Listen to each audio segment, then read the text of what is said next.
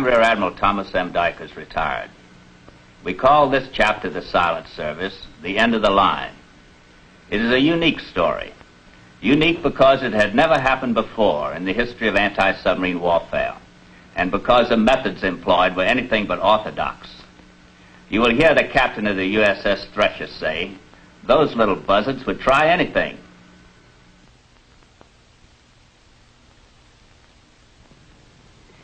In July of 1942, the USS Thresher was assigned a patrol station off the entrance to Kwajalein Atoll in the Central Pacific. Those were the rugged days for the submarines. The war was still new, and our boys didn't know what the Japs had in the way of secret anti-submarine weapons and tactics. To add to their uncertainties, they weren't quite sure of what we ourselves had.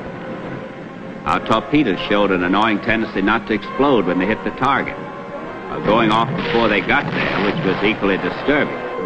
Both would end up in no damage to the enemy and a licking for the submarine. In those days, there was no radar to warn them of dangers in the darkness.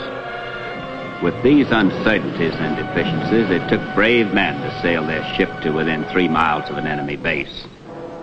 But they were looking for enemy ships, and that was the way to find them. The Thresher's skipper was Lieutenant Commander William J. Milliken from Valley Stream, New York, a fine athlete at Annapolis and a veteran submariner. Lieutenant Robert M. Brinker from Park Ridge, Illinois, was her executive officer. The diving officer was Lieutenant James S. Bryant of Pasadena, California. A torpedo officer, Lieutenant Lawrence V. Julin of Albuquerque, New Mexico, was off to the deck on the early morning of July 8, 1943, as the Thresher stealthily approached her diving point off the entrance to Kwajalein. I've been hearing something, Mr. Julin. Sounds like an engine run. Where? What direction? I can't make it out. Seems like it's all around us. Can't you hear it? That what you mean? Yeah, that's it. That's our own auxiliary engine. Every now and then the sound seems to come up the ventilation piping from the engine room. You're right. I must be getting jumpy. Now, don't let it bother you. Had me worried for a long time when I first came on watch. Mr. Brinker says the enemy might even try to board us at night in here. Yeah, they would. They got close enough before we saw them. Maybe we ought to bring the hand grenades and the Tommy gun up on the bridge where we can get at them. They'll be okay in the conning tower. Now pipe down so we can listen. Still all clear, Mr. Brinker? I'll bet you get something to listen to before the night's out. Bridge! Yes, Bob? Still all clear on the sound gear. Thanks, Bob. Why don't you get some rest? I am. I'm going below now. The captain's resting here in the conning tower if you need him. Right.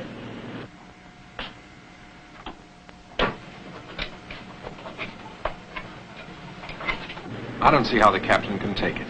He's up all day making attacks and dodging patrol craft. And at night he sleeps on the deck of the conning tower. Things can happen mighty fast at night. He feels he has to be near the bridge. Owes it to the rest of us. Nobody can stand that for long. Now, don't worry. When he figures he's had it, we'll pull out and spend a couple of days just resting down about 200 feet. I could use that right now. And I'm not carrying his load.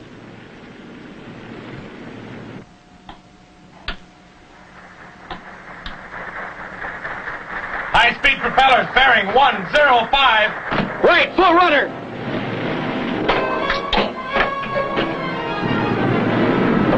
Can you see anything, Larry? No, sir. I'm turning to put the bow toward the sound. Good. Here he is, right in the beam. He's heading right at us.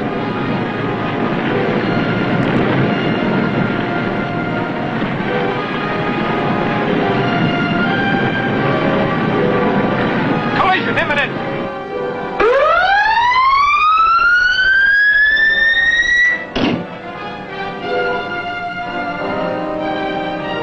He's trying to ram us. All back full!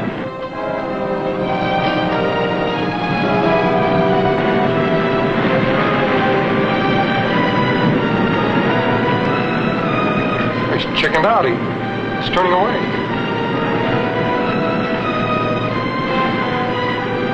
Here, Mr. Julin, let him have it. They're going to let us have it. Clear the bridge! Dive! Dive!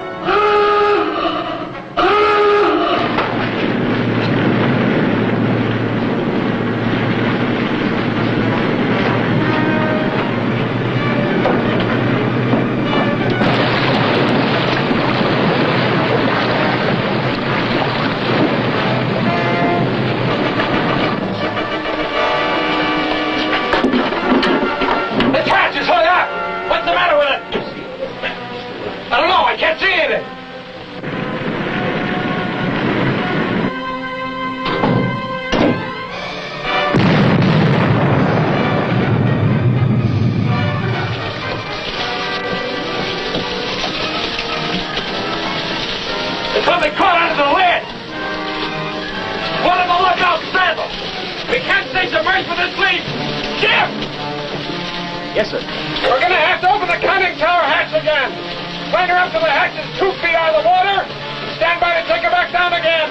Aye, sir. Lay her up.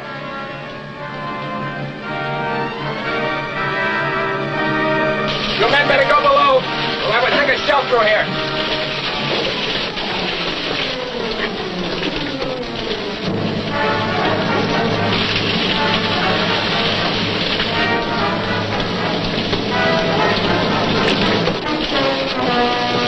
Close that hatch.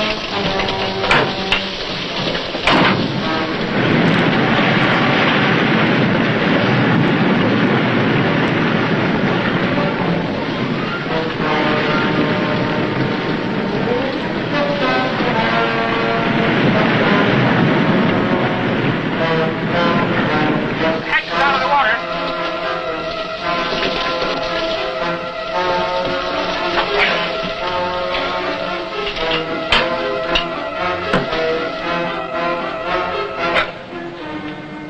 Take her down! 200 feet! Take her down to 200 feet. Take her down 200 feet. Flood negative.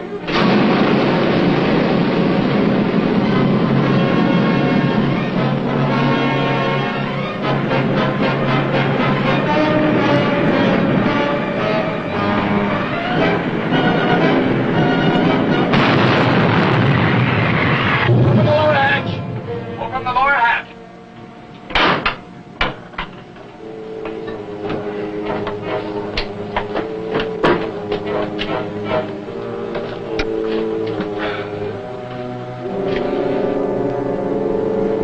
Low negative to the mark.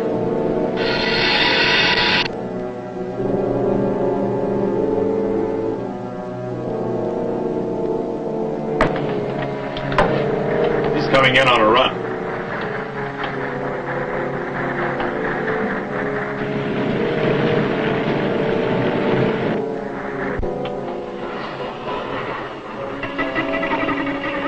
What do you suppose that is, Larry? I don't know. Something new, I guess. There's no worse than that, I guess we can take it. 200 feet, Captain. Very well. That's where life begins, Larry. 200 feet. No damage below. Everybody's okay. Good. Should have seen it, Bob. He had us cold. All he had to do was keep coming. He'd cut us right in half. At the last second, he chickened out and he turned away. Then we ran along side by side, looking at each other. Oh, sorry, I missed it. I got the Tommy gun for Mr. Jolin, but he wouldn't take it. Oh, when I saw the guns he had, I figured it was best not to disturb the peace. Put us on a course for Quadulin, Bob. We'll keep on running silent.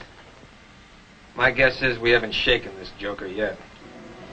Yes, sir. The tenacious Thresher continued to head for her hunting ground off the entrance to the atoll. Down Periscope. Battle stations. Battle stations, aye?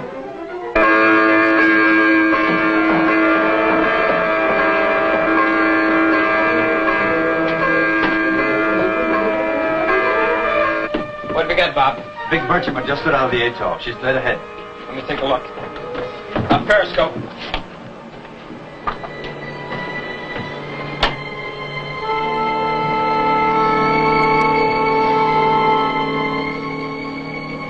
Down Periscope. I don't see any escorts. I didn't either, but our friend from last night is still milling around astern. Make ready all torpedo tubes. Set depth at 10 feet. Now let's all settle down and get this guy. Up Periscope.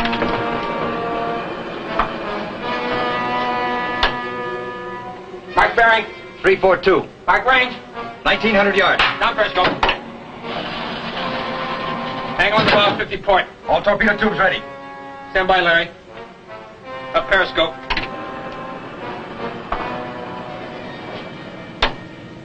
Mark bearing. 340.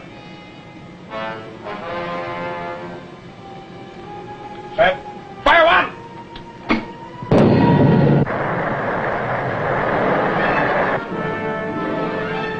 Fire!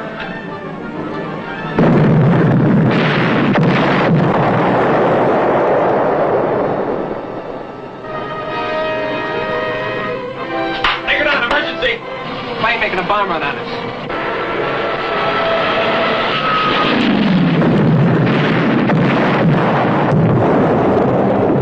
That was a close one.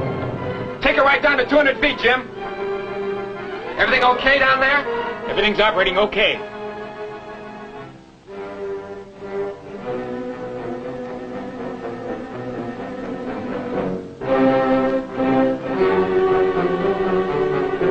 Sure nailed that guy.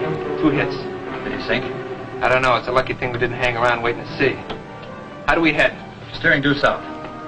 Bring her around to the east. Steer 090. Left full rudder, steer 090. Left full rudder, steer 090. I ought to mix them up a little. The starter gets sinking. I can hear it breaking up. How about propellers? It's all quiet up there. I can't hear any props at all. You sure that thing is working? Yes, sir. It's working fine.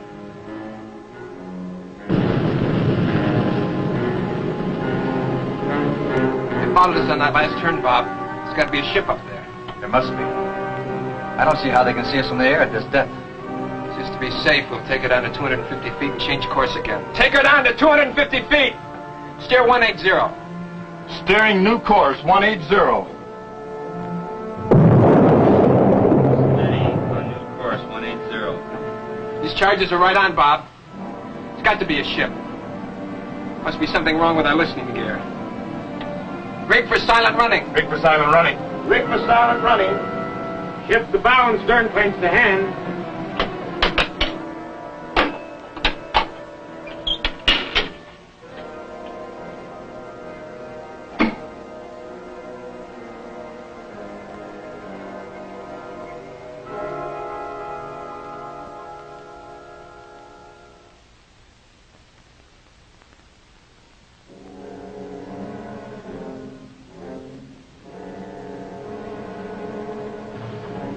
Well, we'll soon find out if they've been hearing us.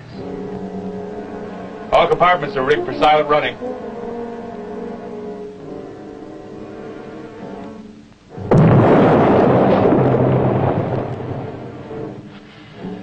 We must have found a fishnet. Maybe dragging it behind us, boys and all. There's something sure marking our position. Have all compartments checked for oil or air leaks overboard. That first charge was a dilly. If we ruptured an oil or an airline, we'd be leaving a nice trail.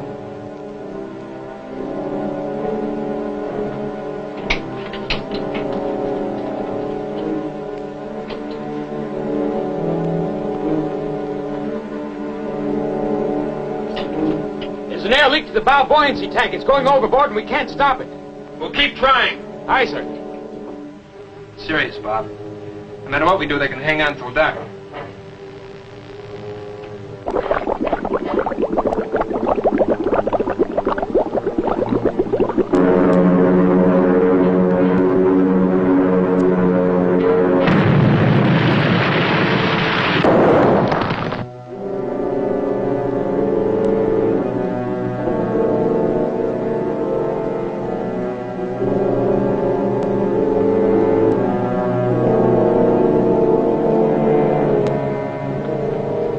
Nothing to worry about, boys.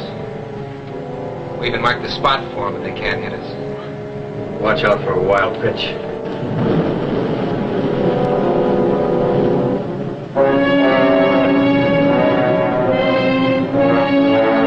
High-speed propellers bearing 337. What does it sound like? Destroyer? Patrol boat? Sounds like the same guy as last night. He's heading right for us. His bearing hasn't changed. It's the same noise again.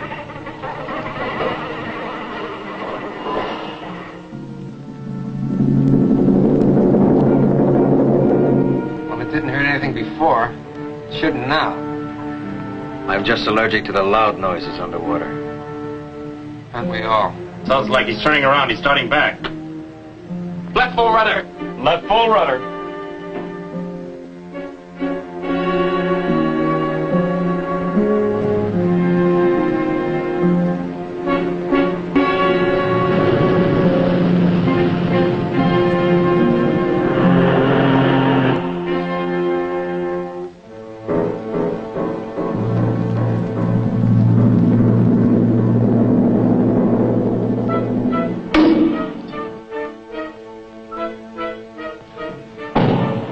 that, Mr. Brinker? I don't know, but I don't like it.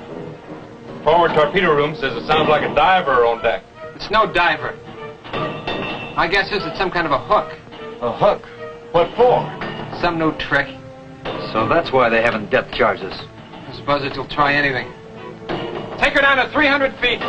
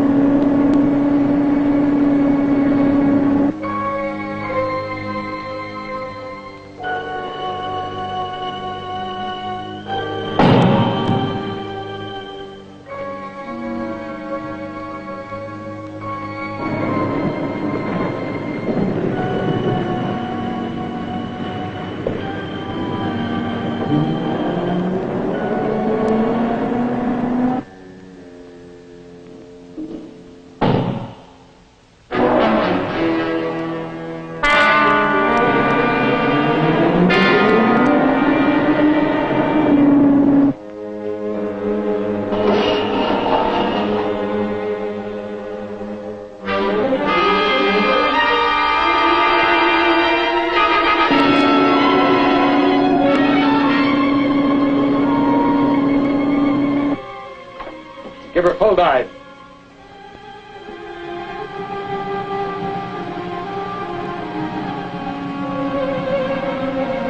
I'll have to have more speed, Captain. She won't go down. In fact, she's coming up on me. All ahead, 2/3. Left full rudder. All ahead, 2/3, left full rudder.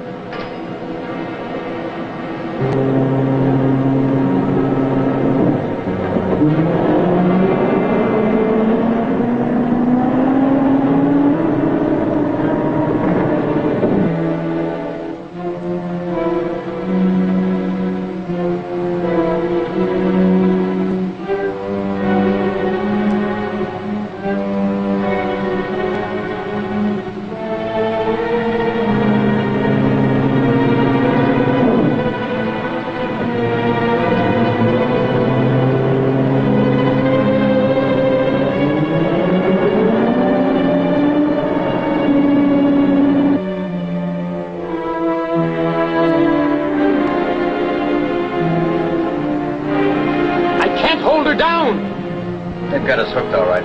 Yeah, I was hoping it would bounce off. It must have caught onto something. The plane is just like a fish. Well, we'll have to break it loose. All ahead full, left full rudder. All ahead, full speed, left full rudder. My guess is they'll try to hang on to us until we use up our battery and have to surface. Well, maybe this turn will snap it loose.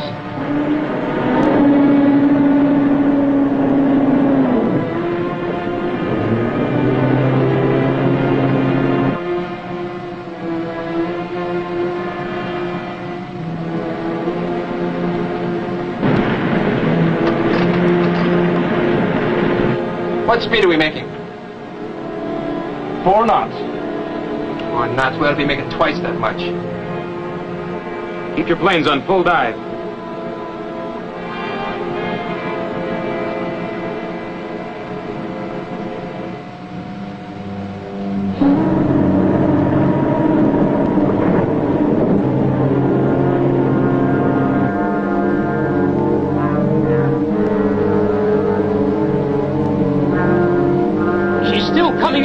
Permission to flood negative? Flood it! Flood negative. What negative?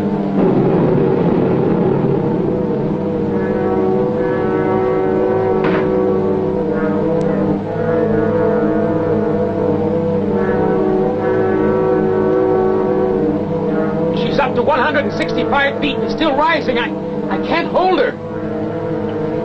Bob, go below and tell the communications officer to burn the code books and all secret matter right away.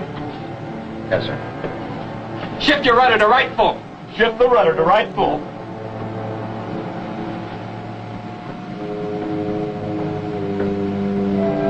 Flood number 1 auxiliary from sea.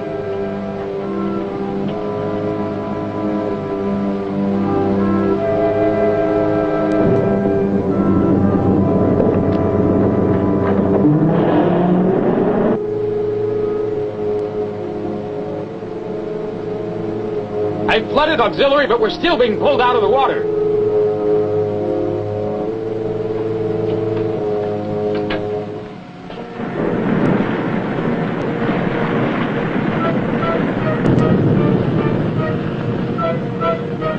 coming in from all around us, sir. Tell maneuvering to give us all the speed they've got. Maneuvering, give us all the speed you got. He's burning the stuff now. Good. We're kicking ahead at full power. This ought to break something.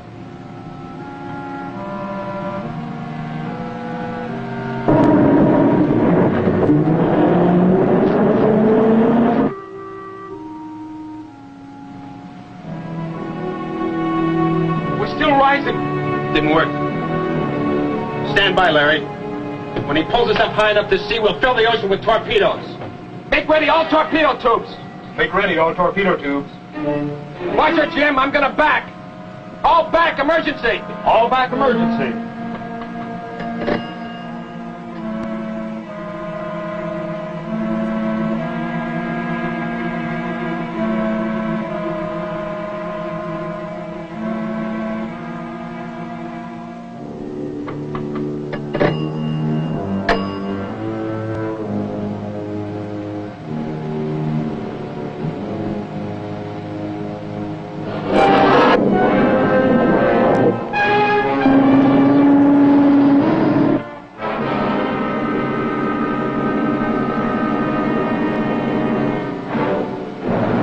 We've broken loose. We've broken loose. We've broken loose. We're going down. All ahead full. All ahead full.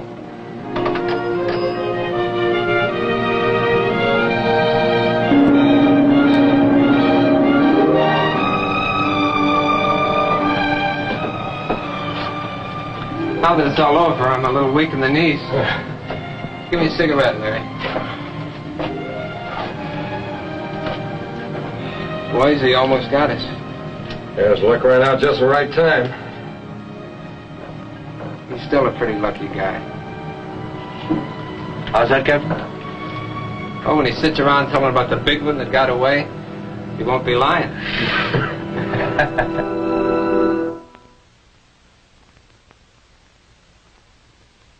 I'm very pleased to introduce to you Captain Lawrence V. Julin, who was the torpedo and gunnery officer of the USS Thresher on that memorable day off Kwajalein. Larry, it's good to see you. Tommy, nice to be here. Larry, do you do any fishing? Yes, actually, it's one of my favorite sports. Well, I'll bet you're one of the few fishermen who have any sympathy for the one who got away. Well, Tom, they go with my blessing, and it seems like a lot of them do, too. Perhaps subconsciously you hate to drag them in. How does it feel to be on the end of a fish line? Well, I made 13 submarine war patrols.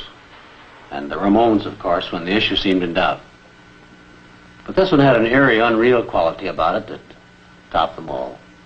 With a patrol averaging around 50 days, you were actually at sea in a submarine for almost 2 solid years under war conditions. As I remember it, it seemed like more than 10. You were one of the real ball carriers of the submarine war, and it's an honor to have you with us. Thank you. I hope you will be with us again when we reenact another true submarine story.